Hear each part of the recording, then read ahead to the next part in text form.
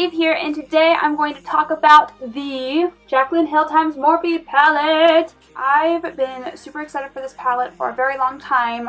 Jaclyn Hill was probably the first beauty guru that I've watched on YouTube, and when she said that she was coming out with this palette, I was really excited for her just because I know how hard she's worked on this. So the first thing that I want to talk about is Morphe's cruelty-free status. There's been a lot of confusion with Morphe and being cruelty-free. I first started buying Morphe brushes I think last November, and at the time the cruelty-free blog Fira, I'm not really sure how you pronounce it, was the only blog that had written about Morphe, and she had said that they were cruelty-free, and I was like, okay, cool. So all this time I thought they were cruelty-free, and then I ordered the palette, and then I saw Cosmo by Haley saying that she doesn't believe that they're cruelty-free, which is fine, like that's cool, but it kind of like sent me into a tizzy because I already bought this palette and I already have all of these brushes. There are certain blogs about cruelty-free makeup that say that they are not cruelty-free or that they're in the gray area, and then Cruelty-Free Kitty says that they are cruelty-free but they're not on the official list. So I went ahead and I emailed Morphe directly. I emailed their customer service and I asked them if they test their products on animals, if they use any third-party companies to test products on animals, if they sell in China. So it took them about a week, but they did email me back. So that, and I did go ahead and I looked up if they sell in China at all. They actually don't sell in China. None of their distributors go through China and they don't sell directly to China. They've mentioned that before. I'm not sure why they have such a difficult time just stating it. I feel like they should just state that they're cruelty-free and put it in their FAQ on their main website. I feel like that would clear up a lot of confusion, especially since the cruelty-free community is large and in charge. That being said, I personally believe that they're cruelty-free. You guys can disagree if you want, but that is what I believe. That is what my research has shown. So, getting to the main event. The Morphe palette first comes in a box like this, and on the back there's a lot of cute pictures and a note from Jaclyn to her subscribers. And then you open it up, and I've already taken out all of the bubble wrap, but it is bubble wrapped as well. But you open it up and you get this beautiful thing. It's a white cardboard packaging. When people say cardboard, I thought it was going to be like kind of flimsy, but it actually is just... Oops. It actually is just as sturdy as most packaging. I actually did get the name cards, which is super helpful, but it comes with this little plastic sheet. And then you have all of these marvelous shades. As you'll see in this tutorial, they are all very blendable. They're very pigmented. All the highlight on my face right now is also from this top row of shimmer shades. I haven't been able to play with all of them on my eyes, but I've played with a few today, and I'm pretty impressed. This is a quality product. I think it can be used in a lot of different ways, and you have so many shades to work with. I think that it's definitely a good investment, and if you can get your hands on it, you definitely should. And yeah, so without further ado, if you would like to see this festival inspired makeup look using the Jaclyn Hill palette by Morphe, keep on watching. Let's go. Hey guys, alright, so today we're going to start with the NYX HD Photo Focus Concealer in the shade Porcelain, and we're going to dot this all over our eyes and then blend it out with our fingers, and this is going to be our eyeshadow primer. And then we'll head in with the RCMA No Color Powder and top it off. This will ensure that the shadow doesn't stick to the primer and create patches. Taking that same powder, we're going to stamp it on an angle on the corner of our eyes to create a defined but also soft line. And heading into the Jaclyn Hill palette, we're going to start with the shade Silk Cream. This is going to be our transition shade. We're going to focus that in the crease of our eye. Make sure it's really blended out. Blending it out here a little bit more just so that it's diffused thoroughly. And then heading into the shade Hunts, we're going to put this on the inner and outer corner of our eyes. We're going to create a halo eye today. And I want this to be highly pigmented so that the color shines through, but I also want it to be a little bit soft and blended out. This is going to be pretty much another transition shade. It's going to warm up the eyes nicely. And then heading into the shade Jax, we're going to take a pointed blended brush and we're going to pretty much put that in the same exact spot as Hunts, but we want it to be a little bit more focused and a little bit lower on the eyelids, not so high up as Hunts was. It's a very pigmented shade. I liked it a lot. And then heading into Chip, this is a nice warm brown. We're going to once again focus it a little bit further and keep it a little bit lower. This is going to define and deepen the whole look. And then you want to reverse the shades. So we're heading back into Jax and then back into Hunts. And then taking some concealer, we're going to dot it onto that open space, just so that opens up a little bit more. So dot it and then blend it out. We don't need to powder this one off though, because it's also going to create a tacky base for our color shade. And our color today is Jada. This is a nice turquoise blue-green color.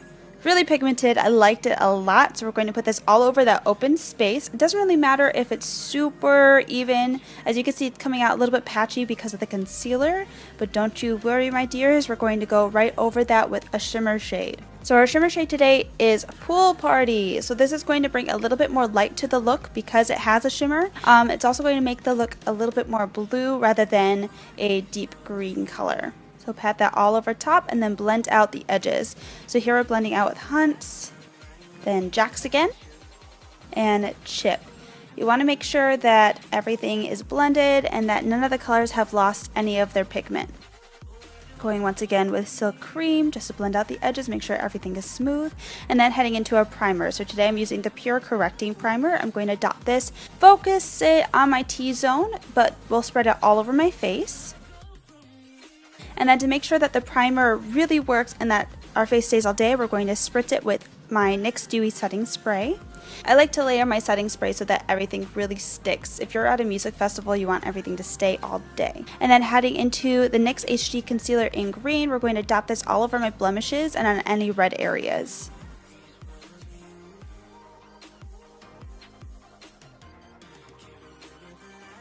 And then we'll blend it out with a Real Techniques Beauty Sponge, or Beauty Blender, whatever you want to call it. And then we'll take the Becca Shimmering Skin Perfector in Moonstone, dot that all over my face, and then we'll also dot my Wet n Wild Photo Focus Foundation in Nude Ivory. And then we'll blend this all together all over my face. I love this combination. I think it gives the Photo Focus Foundation more of a dewy glow. And then heading into my Tarte Shape Tape Concealer in Light, we're going to put this pretty much on the center of my face.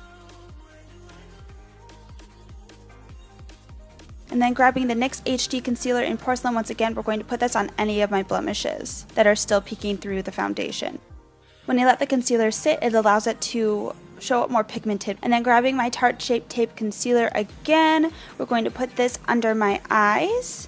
You don't really need a lot for this, and then blend it out with the Real Techniques Beauty Sponge once more. And then we set it right away with the RCMA No Color Powder. I don't mess around with that creasing. And then putting a little bit more of that Shape Tape Concealer onto my nose and then blending out the rest of my concealer. Make sure that you focus the Beauty Blender right on that spot so that it blends into the skin rather than blending out. And then I repeat this process as necessary until everything is covered the way that I want. And then going on the lower lash line, we're grabbing Chip and Jack's with a definer brush. And then with a pencil brush, I'm going to take Hunt's and blend that all out. And then on the Wet n Wild brush, I'm going to take Silk Cream and blend it out even further. And then we're going to blend in that concealer. And we're going to set the wet base. And then I'm taking my Anastasia Beverly Hills Brow Definer in the shade Medium Brown. And I'm going to do my brows real quick. If you guys want to see an actual brow tutorial, let me know. I'll be happy to get that one up for you.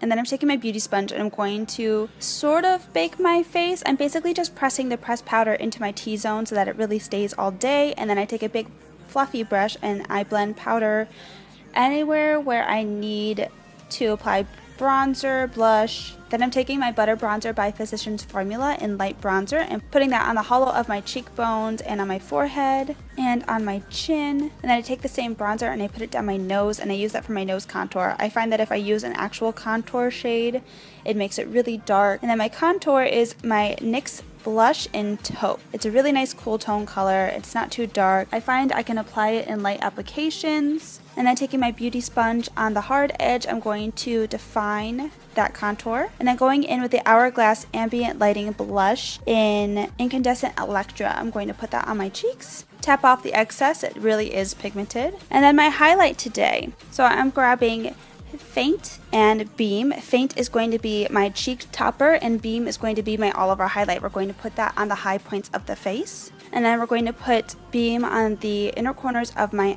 eye. We're going to pack that on there, and I was highly impressed with how bright and how pigmented they were. On my Cupid's bow, and then on my brow bone as well. and then brush away that bake underneath my contour and spray my face one more time with the NYX Dewy Setting Spray, and then take my blending sponge and press it into my skin. And now my lipstick today is the Ofra Liquid Lipstick in the shade Bel Air. And then I'm going to grab the shade Sissy from the Morphe palette, and I'm going to press that into my lip to create more of a metallic finish. And then grabbing my Lit Glitter Glue base, putting that all over the blue shade, and pressing on top of it the Lit Glitter in Champagne Wishes, and I use the size number 2. We want to put that in the center and then blend it out towards the sides a little bit so that it fuses out. And then we're grabbing the same glitter, and I'm going to take a metal star stamp and press that on the side of my cheek. And then grabbing the NYX Liquid Crystal Liner in Crystal Silver, and we're going to put little dots and little mini stars all over my face on that side. Wherever you feel is necessary.